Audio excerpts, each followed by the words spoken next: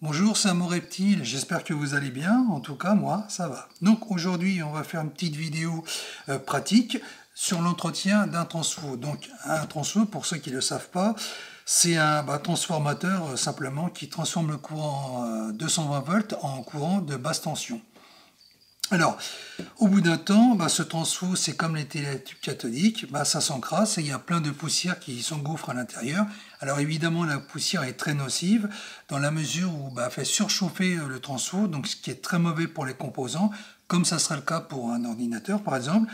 Donc de temps en temps, il faut un petit décrassage intérieur, histoire d'éliminer évidemment la surchauffe qui pourra arriver, enfin si elle est arrivée, et dans tous les cas d'assurer une bonne longévité des composants. Donc pour ça, il faut un mouchoir pour nettoyer la coque extérieure, un pinceau pour nettoyer tous les recoins, un tournevis pour ouvrir le transfo et une petite bombe à air qu'on trouve un peu partout dans les magasins comme la Fnac ou les magasins d'informatique notamment.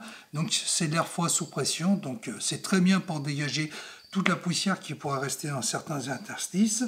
Donc pour ça, on va commencer par enlever le petit starter, donc qui est commun à tous les transfos. Donc le starter, soit il peut être en surface, soit il peut être à l'intérieur. Mais dans les deux cas, le principe est le même.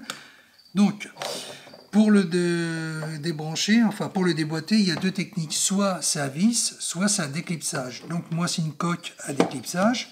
Donc ici je vais te montrer, tu as des petites encoches. Donc c'est là qu'il faut forcer avec un tournevis, forcer avec modération pour éviter d'abîmer le matériel. Donc là, voilà. Sinon on peut s'appuyer sur l'encoche qui est sur le dessus aussi. Voilà, ça se déclipse.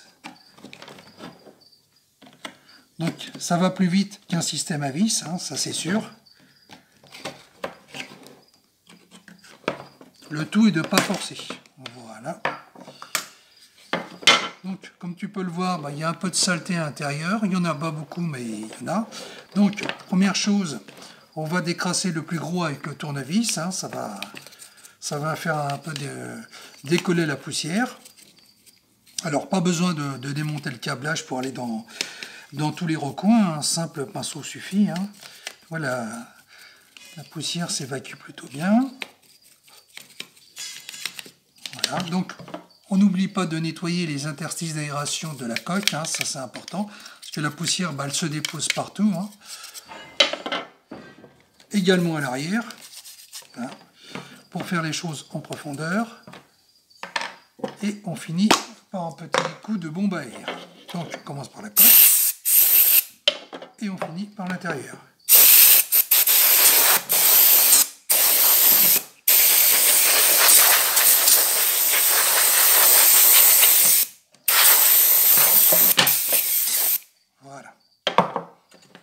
Voilà, donc comme tu peux le voir, l'intérieur est flambant neuf, tout nickel, donc plus un gramme de poussière.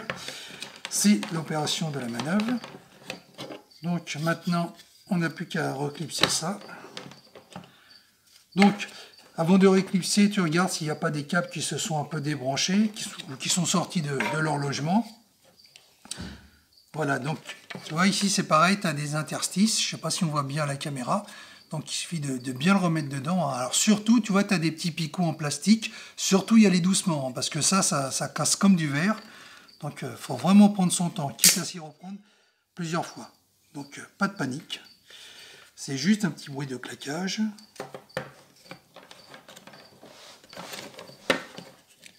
Voilà, bien le positionner.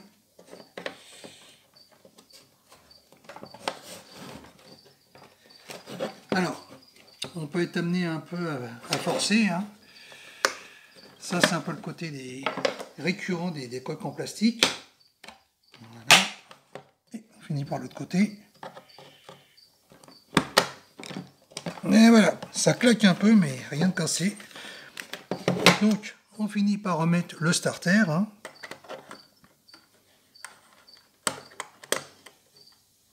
Voilà. Et un petit clou, hein, même si c'est pas nécessaire. Et voilà, opération terminée. Donc le starter est propre, nettoyé, décrassé de fond en comble. Donc ça c'est valable pour ce nettoyage est valable pour tout type de starter. Hein.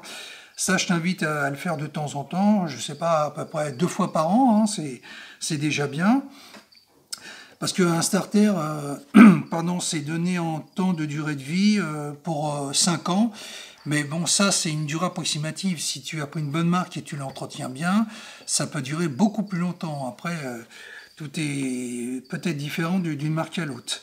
Voilà, donc au moins avec ce petit décrassage, tu repars pour longtemps sans souci. Voilà, bah écoute, on arrive à la fin de la vidéo. J'espère qu'elle t'aura intéressé. Si c'est le cas, bah, n'hésite pas à mettre un like. N'hésite pas à partager, à t'abonner. Puis moi, je te dis à la prochaine dans une autre vidéo. Bye bye.